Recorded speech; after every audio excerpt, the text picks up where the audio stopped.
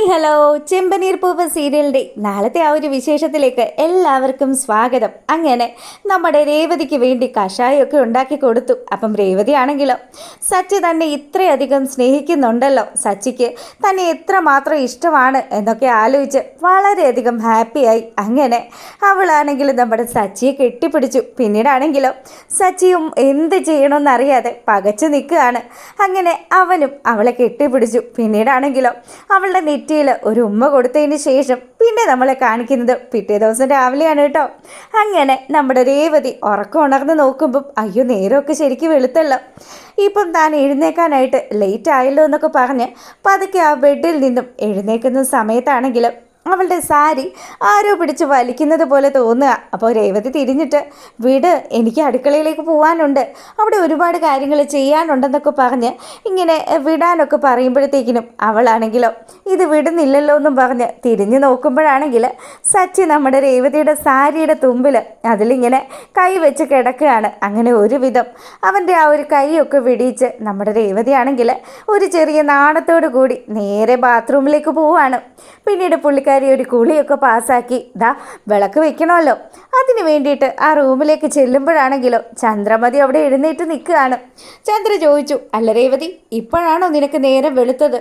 മണി 9 മണിയായി, എന്നിട്ടും ഇത്രയും സമയം വരെ നീ കിടന്നുറങ്ങിക്കളഞ്ഞല്ലോ എന്ന് പറഞ്ഞു. അമ്മേ എനിക്ക് വയ്യാത്ത കൊണ്ട് ഞാൻ കുറച്ച് ലേറ്റായിപ്പോയി. എന്തായാലും ഞാൻ വിളക്ക് വെച്ചതിന് ശേഷം അമ്മയ്ക്കുള്ള ചായ ഇട്ടുകൊണ്ട് വരാമെന്നും പറഞ്ഞു. അങ്ങനെ അവൾ വിളക്ക് വെക്കാൻ പോകുമ്പം ചന്ദ്ര പറഞ്ഞു, അതെ അവിടെ നിൽക്ക്, എന്തിനാ ഇപ്പം നീ പോയി വിളക്ക് വെക്കുന്നത്?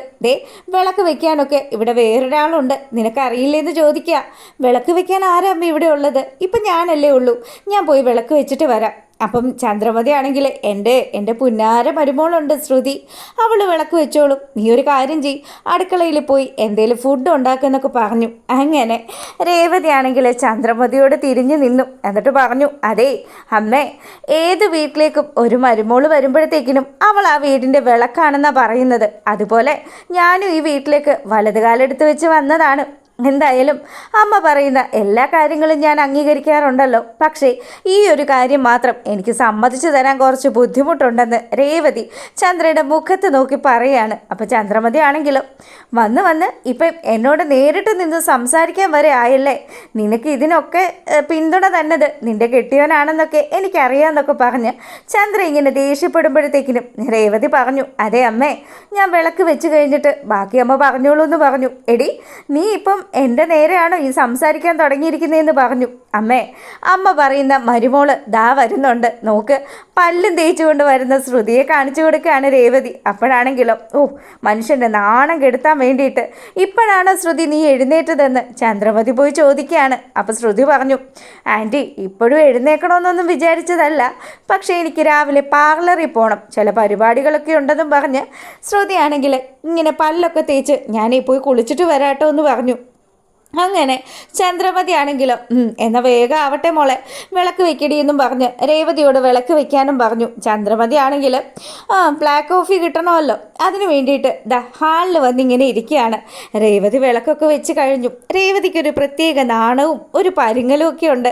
ഇതൊക്കെ കാണുമ്പോൾ ചന്ദ്രമതി ആണെങ്കിലോ ചേടാ ഇവക്കിതെന്താ പറ്റിയത്, ഞാൻ ഇന്ന് രാവിലെ ഇവളെ വിളക്ക് വെക്കുന്ന കാര്യം പറഞ്ഞ് വഴക്കിട്ടപ്പോഴും ഇവൾ ഇളിച്ചുകൊണ്ടാണല്ലോ നിന്നത്, ഇവൾക്കിതിപ്പോൾ എന്ത് പറ്റിയെന്നൊക്കെ ആലോചിച്ച് ചന്ദ്ര ഇങ്ങനെ നിൽക്കുകയാണ്.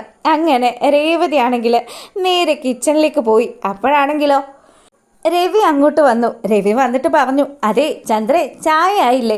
എനിക്ക് ചായ ഓടിക്കാനുള്ള സമയമായല്ലോ എന്ന് ചോദിക്കുമ്പം ചായയോ, നിങ്ങളുടെ പുന്നാര മരുമോള് അടുക്കളയിൽ കയറിയിട്ടേ ഉള്ളൂ, ഇന്ന് തമ്പുരാട്ടി എഴുന്നേക്കാൻ താമസിച്ചു പോയെന്നൊക്കെ പറയുകയാണ് ചന്ദ്ര.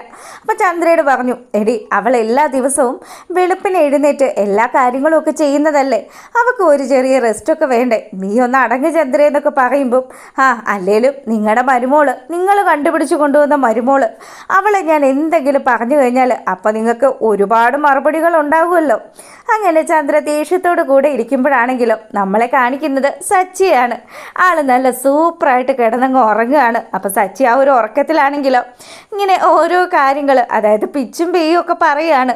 അവൻ ശരിക്കും കാണുന്നത് നമ്മുടെ രേവതി ആശുപത്രിയിലേക്ക് രേവതിയെ സ്ട്രക്ചറിൽ കൊണ്ടുപോകുന്ന ആ ഒരു കാഴ്ചയാണ്.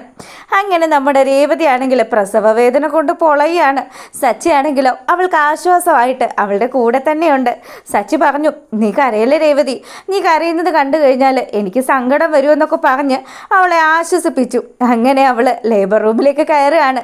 കുറച്ച് സമയത്തിന് ശേഷം നമ്മുടെ സച്ചിയുടെ അടുത്തേക്ക് ഒരു നേഴ്സ് വന്നു. കയ്യിലൊരു കുഞ്ഞുമുണ്ട്. അങ്ങനെ ആ ഒരു കുഞ്ഞിനെ സച്ചിയുടെ കയ്യിൽ കൊടുത്തിട്ട് കൺഗ്രാറ്റുലേഷൻസ് ഉണ്ട് കേട്ടോ, നിങ്ങൾക്കൊരു പെൺകുഞ്ഞ് പിറന്നിരിക്കുന്നു എന്നും പറഞ്ഞ് സച്ചിയെ ഏൽപ്പിക്കുകയാണ്. സച്ചിയാണെങ്കിലോ ഒരുപാട് സന്തോഷമുണ്ട് എന്നും പറഞ്ഞ് ആ കുഞ്ഞിനെ ഇങ്ങ് വാങ്ങാൻ പോകുമ്പോൾ, അതെ നിങ്ങൾക്ക് ഒരു കുട്ടിയല്ല പിറന്നത്, ദേ 2-3 പിള്ളേർ വേറെയും ഉണ്ടെന്നും പറഞ്ഞ് ആ കുട്ടികളെയും കൊണ്ട് വരുമ്പോഴാണ് സച്ചി ശരിക്കും അങ്ങ് ഞെട്ടുന്നത്. സച്ചി പറഞ്ഞു, അതെ എനിക്ക് ഇപ്പം തന്നെ ഒരുപാട് കടങ്ങളൊക്കെ ഉണ്ട്. ദേ ഞാനിപ്പം വണ്ടിയുടെ വാടകയും അതുപോലെ തന്നെ വീടിൻ്റെ ലോണും ഒക്കെ അടയ്ക്കുന്നുണ്ട്. എനിക്കിതൊന്നും താങ്ങാൻ പറ്റില്ല, ദയവ് ചെയ്ത് എനിക്ക് ഒരു കൊച്ചിനെ തന്നാൽ മതിയെന്നും പറഞ്ഞ് സച്ചി ആശുപത്രിയിൽ നിന്ന് പ്രശ്നം ഉണ്ടാക്കുകയാണ്. അപ്പം ആൾ സ്വപ്നം കാണുന്നതാണല്ലോ. അങ്ങനെ ഇവൻ ഉറക്കത്തിൽ പിച്ചും പെയ്യും ഒക്കെ പറയുക, രേവതി അറിയാതെ ചെയ്തു പോയ തെറ്റാണ്, നീ എന്നോട് ക്ഷമിക്കണമെന്നൊക്കെ പറഞ്ഞ് ഇവൻ ഇങ്ങനെയൊക്കെ പറയുമ്പം ഇവൻ്റെ ബഹളമൊക്കെ കേട്ട് നമ്മുടെ രവി അങ്ങോട്ട് വരികയാണ്.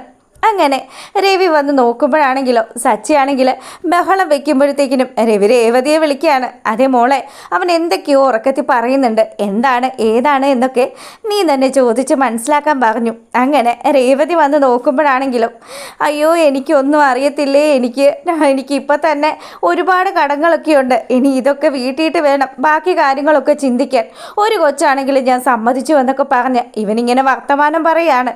അങ്ങനെ സംസാരിക്കുന്ന ആ ഒരു സമയത്താണെങ്കിലോ നമ്മുടെ രേവതി സച്ചിയെ തട്ടി വിളിച്ചു. എന്നിട്ട് പറഞ്ഞു, അതെ എഴുന്നേറ്റ്, നിങ്ങളിത് എന്തൊക്കെയായി പറയുന്നത്? രേവതി, എടി നീ എപ്പോഴാണ് ആശുപത്രിയിൽ നിന്ന് വന്നേന്ന് സച്ചി ഇങ്ങനെ ചോദിക്കുമ്പം രേവതി പറഞ്ഞു, ഞാനോ ആശുപത്രി പോവാനോ? നിങ്ങൾ എന്തൊക്കെയാണ് മനുഷ്യ പറയുന്നത്? അല്ല നമ്മുടെ മക്കളൊക്കെ എന്തേന്നൊക്കെ ചോദിക്കുമ്പോഴത്തേക്കിനും മക്കളോ?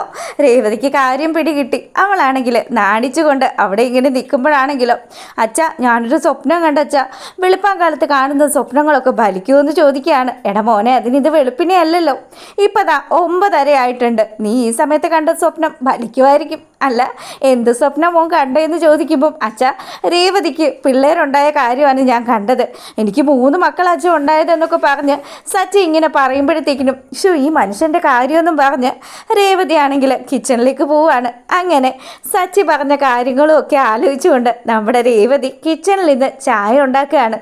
അപ്പം അങ്ങോട്ടേക്ക് നമ്മുടെ ചന്ദ്രമതി വന്നിട്ട് ചോദിച്ചു, അല്ല ഇന്നെങ്ങാനും ചായ കുടിക്കാൻ പറ്റുമോ? തമ്പുരാട്ടി എത്ര നേരമായി അടുക്കളയിൽ പോയി നിൽക്കാൻ തുടങ്ങിയിട്ട്?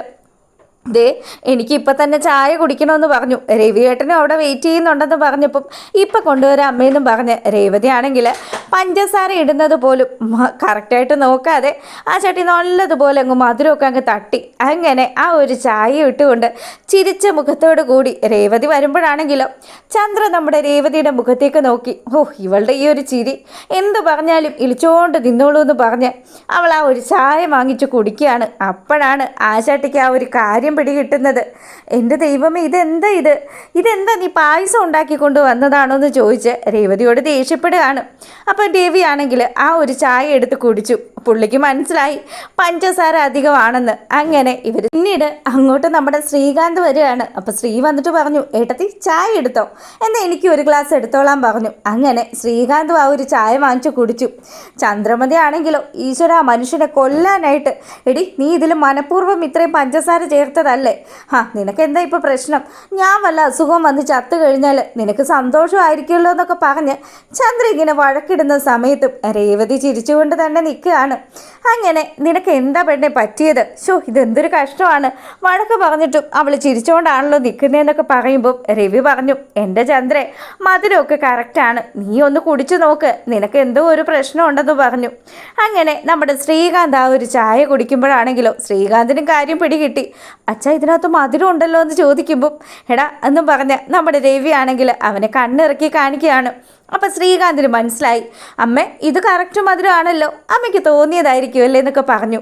അങ്ങനെ നമ്മുടെ ചന്ദ്രമതി ആണെങ്കിൽ മൊത്തത്തിൽ ഡൗട്ട് അടിച്ച് നിൽക്കുകയാണ്. അപ്പോഴാണെങ്കിലോ ശ്രീകാന്ത് പറഞ്ഞു, അമ്മേ മിക്കവാറും അമ്മയ്ക്ക് ആ അസുഖം തുടങ്ങി കാണാനാണ് സാധ്യത, ഷുഗർ പിടിപെട്ട് കഴിഞ്ഞാൽ പിന്നെ അമ്മയ്ക്ക് ഒന്നും കഴിക്കാൻ പറ്റത്തില്ല എന്ന് കൂടി പറഞ്ഞു. ചന്ദ്രയാണെങ്കിലോ ഇതൊക്കെ കേട്ട് ഞെട്ടിത്തരിച്ച് നിൽക്കുകയാണ്. അങ്ങനെ ഇവിടെ ഈ കാര്യങ്ങളൊക്കെ നടക്കുമ്പോഴാണെങ്കിലോ കുളിമുറി നിന്നുകൊണ്ട് നമ്മുടെ സച്ചിയാണെങ്കിൽ ആ ഒരു നൈറ്റിനെ കുറിച്ച് ഇങ്ങനെ ആലോചിച്ചു. അപ്പോൾ സച്ചിക്ക് ശരിക്കും പറഞ്ഞാൽ നാണമൊക്കെ ആവുന്നുണ്ട്. പുള്ളിക്കാരൻ ആ ഒരു സ്വപ്നം കണ്ടത് കൂടി ആലോചിക്കുമ്പോൾ ഈശ്വരാ ഇതൊന്നും വേണ്ടായിരുന്നു, കൈവിട്ടു പോയല്ലോ എന്നൊക്കെ പറഞ്ഞ് ഇങ്ങനെ ആലോചിച്ചുകൊണ്ട് നിൽക്കുന്ന നമ്മുടെ സച്ചിയെ കാണിക്കുകയാണ്. അപ്പോൾ സച്ചി കൂളിയൊക്കെ കഴിഞ്ഞ് ഇറങ്ങി വരുമ്പോഴോ രേവതി അവൻ ഇടാൻ വേണ്ടിയിട്ട് പ്രത്യേകം ഒരു ഡ്രസ്സും അതുപോലെ തന്നെ പാൻസും ഒക്കെ എടുത്തു വെച്ചു. അപ്പം സച്ചി പറഞ്ഞു, അല്ല ഇതെന്താണ്, ഇന്ന് ഞാൻ ഇതാണോ ഇടേണ്ടതെന്നൊക്കെ ചോദിക്കുമ്പം അത് തന്നെ. പിന്നെ രേവതി നീ എന്നോട് ക്ഷമിക്കണം കേട്ടോ, ഇന്നലെ രാത്രി അങ്ങനെയൊക്കെ സംഭവിച്ചു പോയതാണ്. ദേ അതൊന്നും മനസ്സിൽ വെക്കരുത്. ഇപ്പം തന്നെ ആ സ്വപ്നം കണ്ട് ഞാൻ ഞെട്ടി നിൽക്കുകയാണ് എന്നൊക്കെ പറയുമ്പോഴത്തേക്കിനും രേവതിക്ക് ചിരി വന്നു. അവളോട് സച്ചി പറഞ്ഞു, അതെ ഇനി ഇന്നലെ നടന്നതുപോലെയൊന്നും ഇനി ആവർത്തിക്കില്ല കേട്ടോ എന്നും പറഞ്ഞ് ഒരു കള്ളച്ചിരിയോട് കൂടി നമ്മുടെ സച്ചി പോകുന്നത് കാണിച്ചുകൊണ്ടാണ് നാളത്തെ ആ ഒരു വിശേഷം അവസാനിക്കുന്നത്. അപ്പോൾ ദാ നിങ്ങൾക്ക് ഇഷ്ടപ്പെട്ട് കഴിഞ്ഞാൽ ലൈക്ക് ചെയ്യുക, കമൻറ്റ് ചെയ്യുക, അതുപോലെ തന്നെ ഇഷ്ടമായാൽ ചാനൽ കൂടെ ഒന്ന് സബ്സ്ക്രൈബ് ചെയ്ത് വെച്ചേക്കണം കേട്ടോ. എല്ലാവർക്കും നല്ലൊരു രാത്രി ആശംസിച്ചുകൊണ്ട് വീഡിയോ വൈൻഡപ്പ് ചെയ്യാണ്. അപ്പോൾ ഓക്കെ, ഗുഡ് നൈറ്റ്.